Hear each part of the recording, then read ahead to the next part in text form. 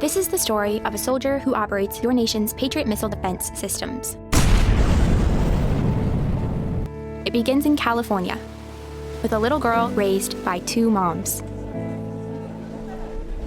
Although I had a fairly typical childhood, took ballet, played violin, I also marched for equality.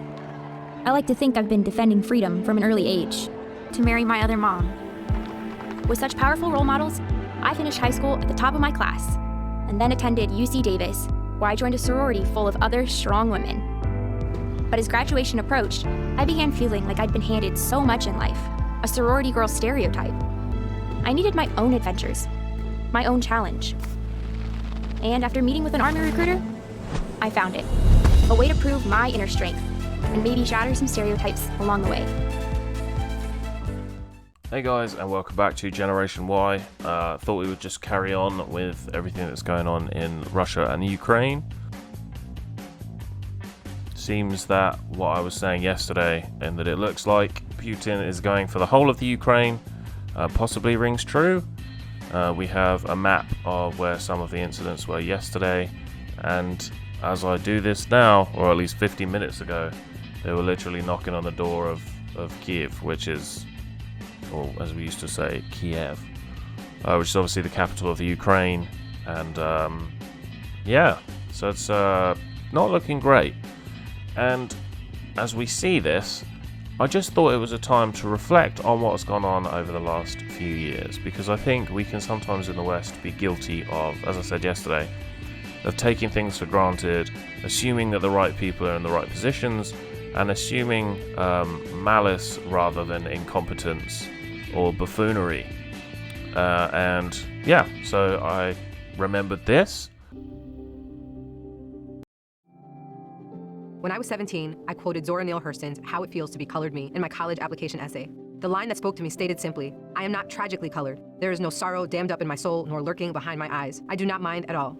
At 17, I had no idea what life would bring, but Zora's sentiment articulated so beautifully how I felt as a daughter of immigrants then and now. Nothing about me was or is tragic.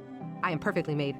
I can wax eloquent on complex legal issues in English while also belting Guayaquil de mis amores in Spanish. I can change a diaper with one hand and console a crying toddler with the other.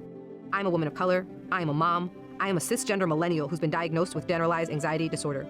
I am intersectional, but my existence is not a box-checking exercise. I am a walking declaration, a woman whose inflection does not rise at the end of her sentences, suggesting that a question has been asked. I did not sneak into CIA.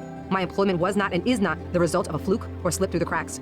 I earned my way in, and I earned my way up the ranks of this organization. I am educated, qualified, and competent, and sometimes I struggle. I struggle feeling like I could do more, be more to my two sons, and I struggle leaving the office when I feel there's so much more to do. I used to struggle with imposter syndrome, but at 36, I refuse to internalize misguided patriarchal ideas of what a woman can or should be. I am tired of feeling like I'm supposed to apologize for the space I occupy rather than intoxicate people with my effort, my brilliance. I am proud of me, full stop. My parents left everything they knew and loved to expose me to opportunities they never had. Because of them, I stand here today a proud first-generation Latina and officer at CIA. I am unapologetically me. I want you to be unapologetically you, whoever you are. Know your worth.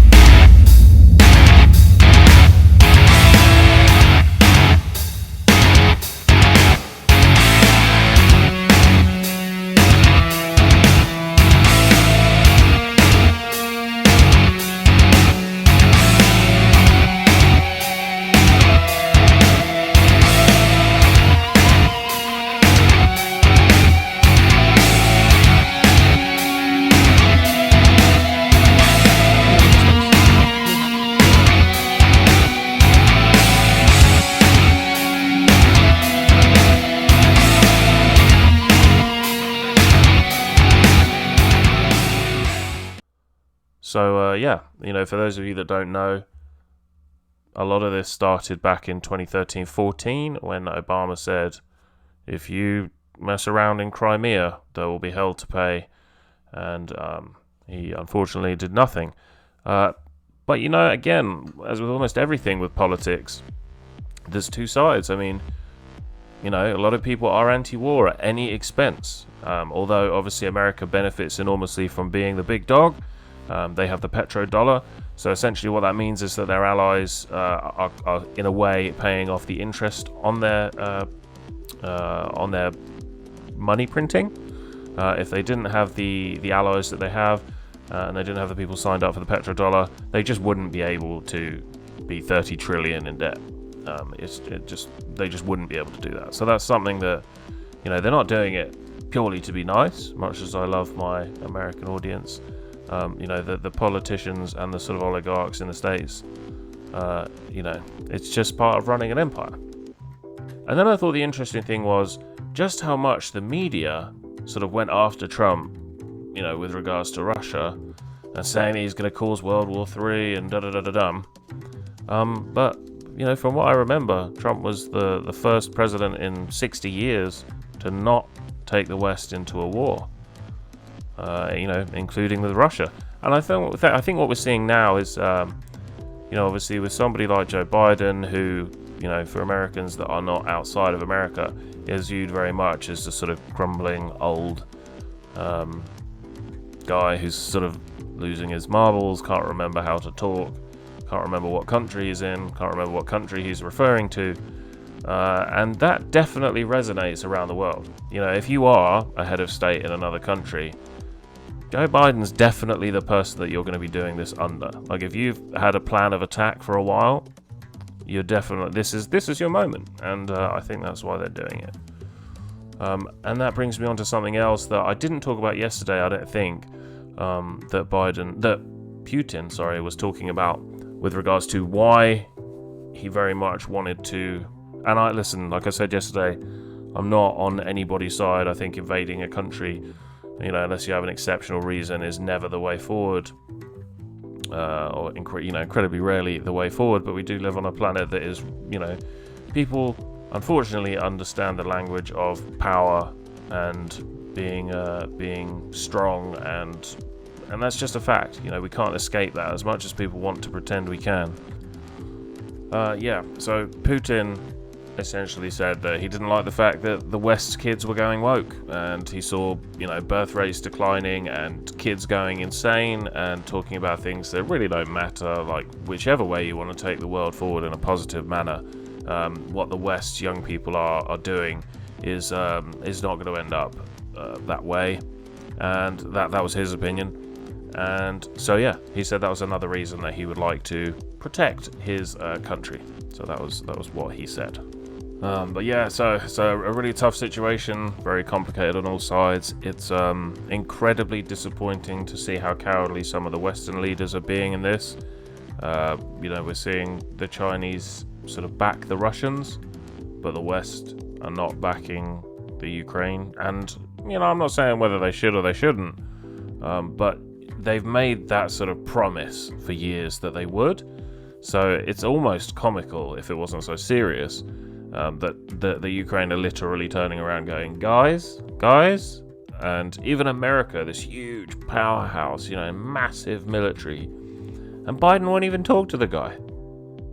He won't even talk to Putin. Like, if you're not even going to talk to Putin, we may as well just crack on with the war, because that's what we're going to end up doing. He's not going to stop here if he's got no pushback. And the ridiculous measures that some people are suggesting, like I said before, cutting them out of the SWIFT payment system, which is like the worldwide financial payment systems, it's not going to do anything.